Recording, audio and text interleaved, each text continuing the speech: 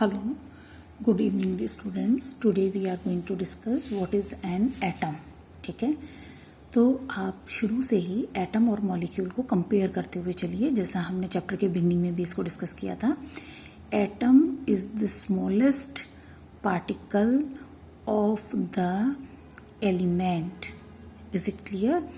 And it show properties of the element. Right, सबसे छोटा particle होता है किसी एलिमेंट का. It is the building block of that element, ये भी कह सकते हैं आप. And important point to note, atom never live in free state, that is it can't exist in free state. And atom always take part in chemical reaction. In contrast to that, molecule is the smallest particle of the matter, may be element or compound, and display all the properties of element. जैसे nitrogen element है, उसका molecule N2. all the properties of the compound, जैसे CO2, उसका molecule है CO2, उसकी property show करेगा. अब molecule always live in the free state, जबकि एटम क्या था? Never live in the free state. Molecule always exist in free state.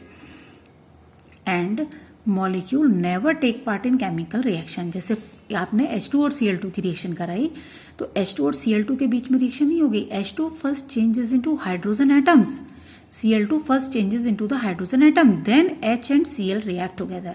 तो हाइड्रोजन मॉलिक्यूल एज सच ने रिएक्शन में पार्टिसिपेट नहीं किया. First changes into the atom, then atom take part in the reaction. So यहाँ पे important point यही है, atom always take part in the reaction and molecule never take part in the reaction. अब अगला point आता है, how big are atoms. Atoms are very small and we can't, and it is beyond our imagination, we never see atom. और हमारे पास आज तक भी कोई डिवाइस ऐसी नहीं है जिससे कि हम एटम को देख सकें. नैनोमीटर की रेंज के होते हैं ये. एक एटम हाइड्रोजन का 10 टू द पावर -10 मीटर का होता है. मॉलिक्यूल वाटर का 10 टू द पावर 9 मीटर है. मॉलिक्यूल हीमोग्लोबिन बहुत बड़ा होता है, even that 10 to the power -8 metre का है. Grain of sand 10 to the power -4 metre का है, जबकि उसमें बहुत सारे मॉलिक्यूल्स होते हैं सैंड के.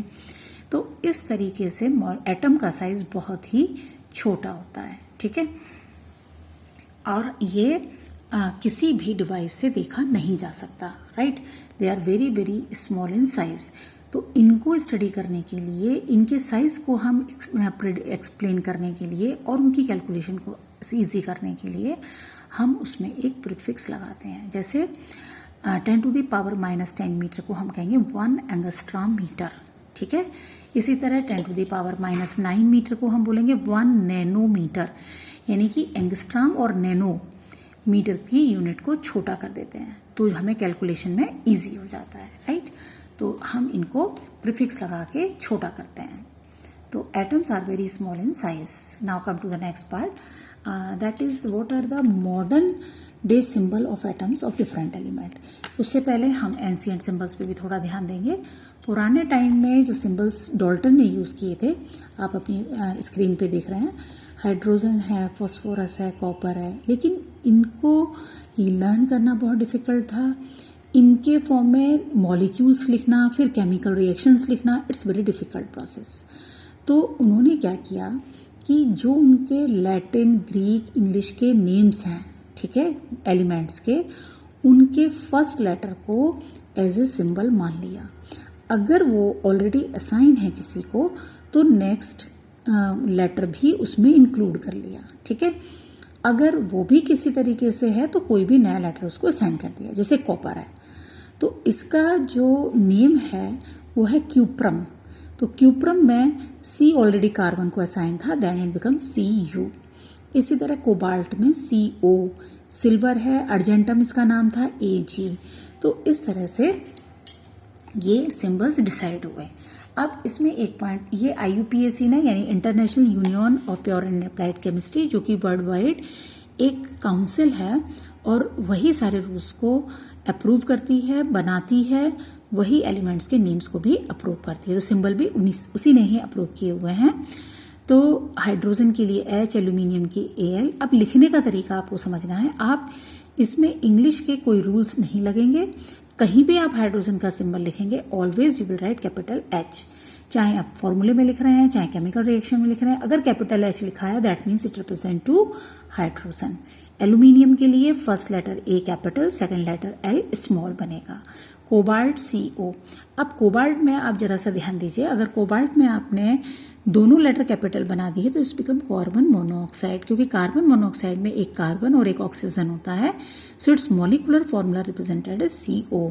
सो be careful to write the symbols.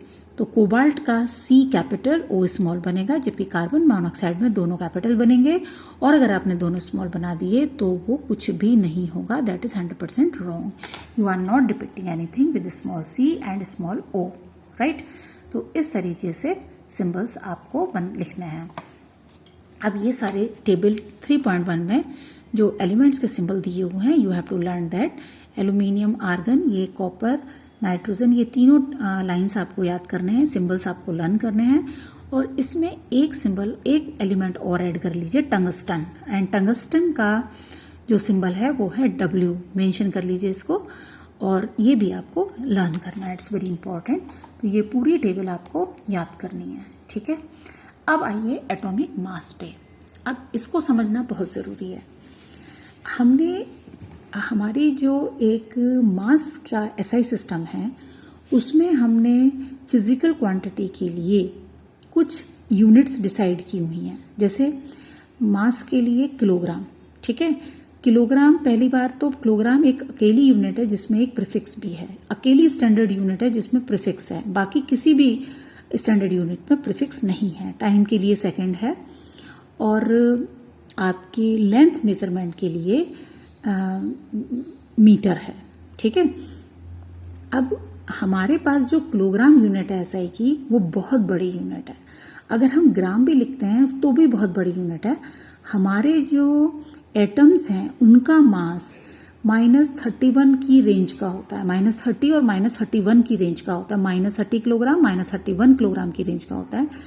अगर इस फॉर्म में हम केमिकल कैलकुलेशंस करेंगे, फॉर्मूला न्यूमेरिकल्स करेंगे, तो हमें दो एटम, एक मॉलिक्यूल का मास सपोज मुझे ऐड करना है, H2O में मुझे मॉलिक्यूल का मास निकालना है, तो इसमें जो 2 हाइड्रोजन और 1 ऑक्सीजन है उनके मास मुझे ऐड करने हैं।